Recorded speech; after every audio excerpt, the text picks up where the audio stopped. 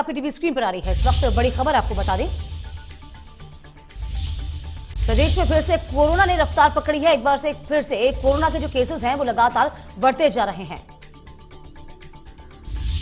तो त्योहारों का भी मौसम नजदीक है और त्योहार भी नजदीक है। इसी बीच कोरोना के मामले जो है लगातार रफ्तार पकड़ रहे हैं। इस बीच आपको ये बता दें कि प्रदेश में एक मरीज की मौत की खबर भी मिल रही है। तो 24 घंटे में 600 से ज्यादा नए केसेस सामने आ गए हैं। तो कहीं चौथी लहर की आशंका ना हो, इसी के चलते अब प्रशासन भी कहीं ना कहीं एहतियात बरत रहा है। लेकिन इस बीच आपको ये बता दें कि 24 घंटे में 600 से ज्यादा नए केस आए हैं सामने। फिलहाल जो खबर मिल रही है वो ये कि एक मरीज की अभी तक कोरोना से मौत हुई है 24 घंटे के भीतर।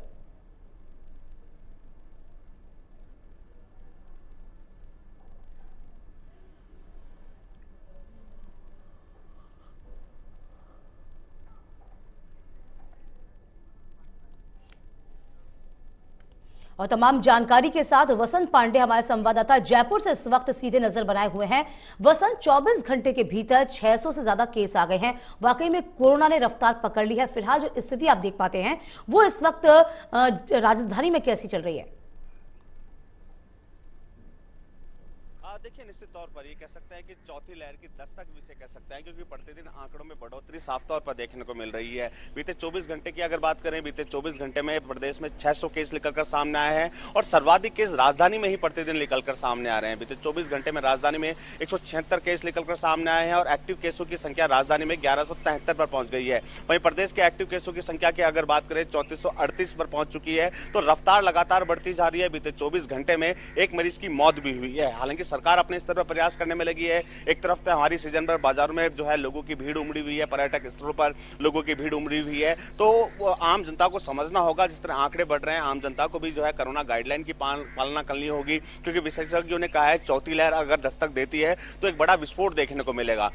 हालांकि अभी भी कह सकते हैं कि लोग जागरूक नहीं है, बाजारों में मास्क का बिल्कुल वसंत, आप भी ठीक कह रहे हैं। जिस तरीके से त्योहार भी नजदीक है और त्योहारों के मद्देनजर लोग बाजारों में निकलते हैं, शॉपिंग करते हैं, पर्यटक जो है वो भी बढ़ रहे हैं, टूरिस्ट बढ़ रहे हैं। लेकिन इसके अलावा लोग अपना ख्याल नहीं रख रहे। लेकिन प्रशासन भी, क्या अभी तक प्रशासन ने कोई ऐसी गाइडलाइन जारी नहीं की है? क्योंकि लगातार केसेस बढ़ते जा रहे हैं।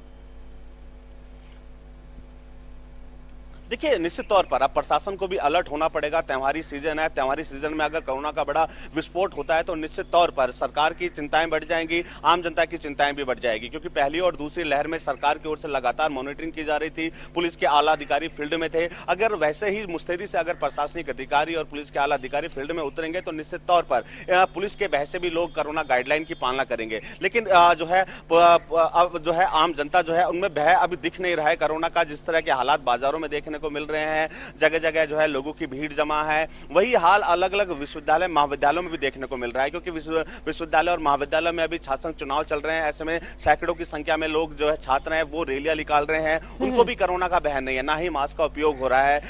जो नेता है वो भी जनसभा करने में लगे हैं। जरूरत है आम जनता के साथ साथ जनप्रतिनिधियों, मंत्रियों को भी समझने की, क्योंकि अगर कोरोना का बड़ा विस्फोट होता है तो एक भयावह स्थिति पैदा हो जाएगी। वही मंजर दोबारा देखने को मिलेगा जो पहली और दूसरी लहर में देखने को मिला था। मुख्यमंत्री लगातार अपील कर रहे हैं, चिकित्सा अधिकारियों के साथ बैठक भी करने में लगे हैं और संसाधनों को दुरुस्त करने का प्रयास भी किया जा रहा है। हालांकि संसाधनों को तो दुरुस्त कर लिया गया है, जरूरत है आम जनता को जागरूक होने की। पहली और दूसरी लहर में जिस तरह जागरूकता अभियान चलाया गया था, लोग जागरूक भी दिख रहे थे, ऐसा ही अभियान जो है सरकार को अब जो है चलाने की जरूरत है। अगर अभियान चलेगा, लोग जागरूक होंगे तो निश्चित तौर पर राजस्थान से कोरोना का खात्मा देखने को मिलेगा। बिल्कुल जाहिर सी बात है वसंत, लोग जागरूक नहीं है और इसी की परिणति यह है कि 24 घंटे के भीतर 600 से ज्यादा केसेस सामने आ गए। अच्छा, इसके अलावा ये भी बात की जाए कि टेस्टिंग का क्या हाल है? क्या उसी पैमाने पर टेस्टिंग हो रही है? और दूसरी बात ये कि दूसरा प्रश्न मेरा ये भी होगा कि जिस तरीके से कहा गया था कि बूस्टर डोज आप लगवाइए और सरकार की तरफ से फ्री था, तो क्या इसमें किसी तरह की कोई बढ़त देखी गई है? लोगों में कोई रुझान यहाँ पर देखा गया है?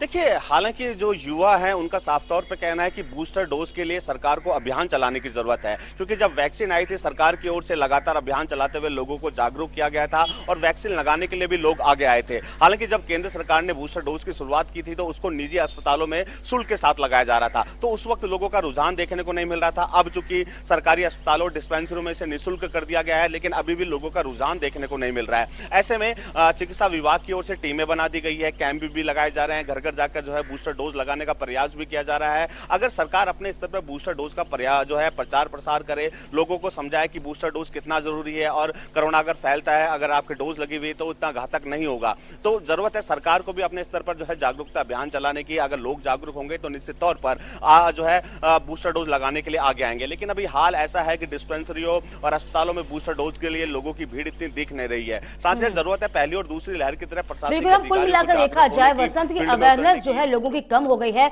और बड़ी बात यह है कि जिस तरीके से त्योहारी सीजन चल रहा है, लोग शॉपिंग करने के लिए, सामान खरीदने के लिए घरों से बाहर निकलते हैं, यूं कह सकते हैं कि बाजारों में जाते हैं लेकिन मास्क का प्रयोग नहीं करते, जो कहीं ना कहीं घातक साबित हो सकता है। बहुत शुक्रिया वसंत, तमाम जानकारी देने के लिए आपका।